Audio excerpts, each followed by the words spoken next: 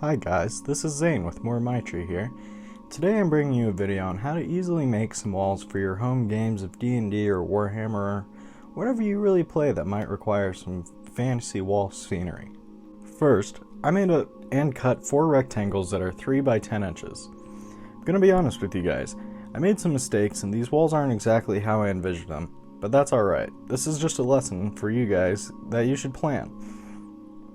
It might not be something that you want to hear, but I wasn't paying attention when I initially glued together my wall sections, and as a result, one of my walls is a little lopsided.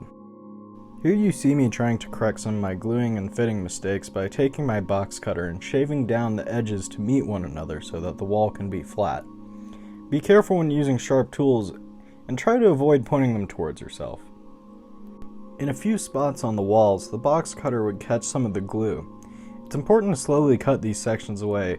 Try too fast and you could tear the glue off of the parts of cardboard pieces that are attached to it.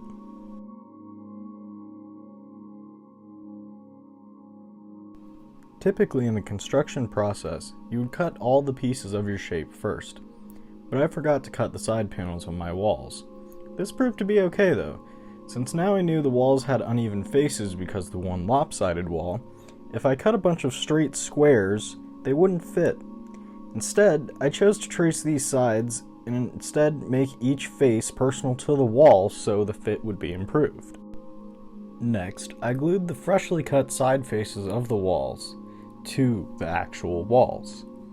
This is not shown, but when the hot glue had settled, I would return to the complete wall pieces and shave down the edges so the fit would be improved. Next in my process, you see me cutting out many 2-inch wide rectangles.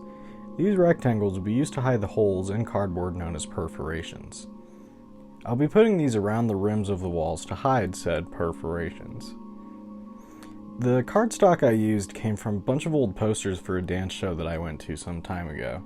Ideally, you'd want to use blank pieces of long cardstock, but I needed to get this stuff out of my junk drawer. The flyers were a little shorter than 4 inches across, so I could only get a single 2-inch wide piece of paper from each flyer. Now you see me folding 2-inch wide pieces in half. This is so that they can fit cleanly onto the rim of the wall.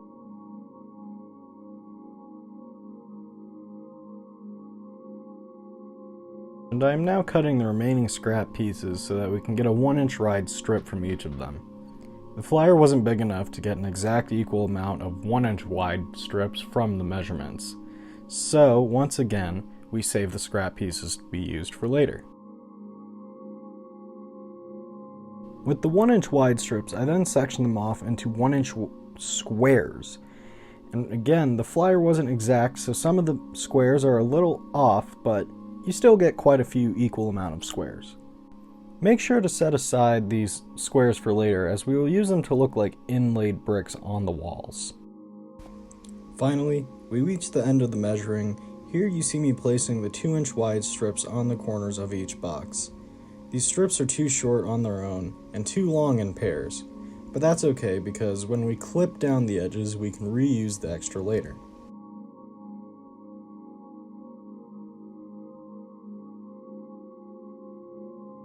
Towards this part of the video, you can see me steadily running out of glue to put on these rims.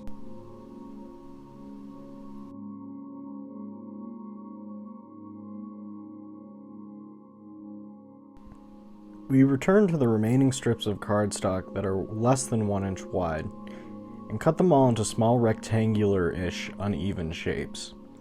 These will also be used to resemble laid-in bricks on the walls later when we glue them on. When all the little strips are cut up, I begin to glue, place, and repeat. With the border that has been created by the cardstock strips around the rim, for the most part, I can just grab pieces at random and squeeze them into the space. Sometimes I may have to trim a piece down to fit though.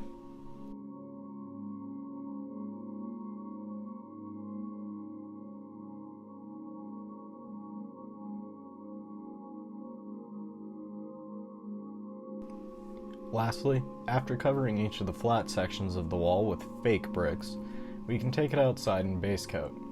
I use a simple gray spray paint, as I want my walls to look mostly like stone. Later I will spray paint these with Rust-Oleum Sandstone effect, as I want them to look more like they're made out of sandstone. But also, I ran out of gray spray paint.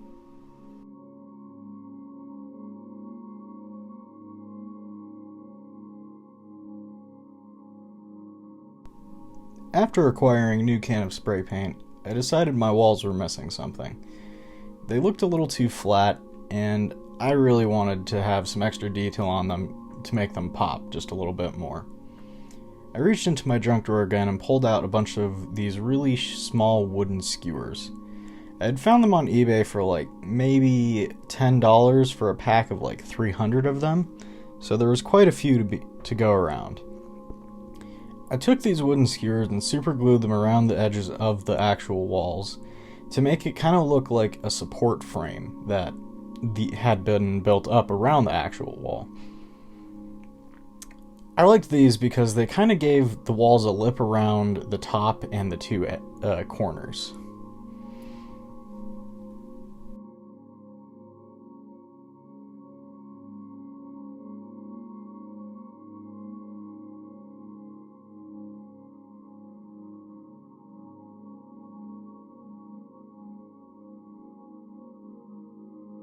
After sticks had been glued on to the edges of both the walls, I went back outside to spray paint once again.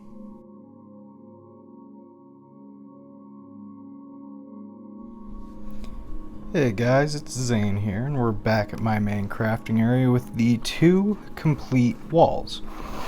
I did paint these, so I went over them with a few different things. So first I started off with a base coat of Rust-Oleum Sandstone Effect. If you don't know what that is, it's kind of like spray paint, but it's made for sealing things like plastic or enamel, whatnot. But what it did is it gave this a slight bumpy, rigid texture, almost like, well, sandstone. And it allowed me to paint this up in a way that I feel is satisfying. After that base coat, I went over it with a layer of a sandy color paint, and then I colored in all these rocks that you see here. For some of the rocks, like these gray ones right here and here, I had to go back over the top with a little extra gray paint because they ended up getting a little washed out, and they kind of blended in with the darker brown ones. But all in all, these turned out really great. They can kind of stack on each other, and they fit, mostly flat.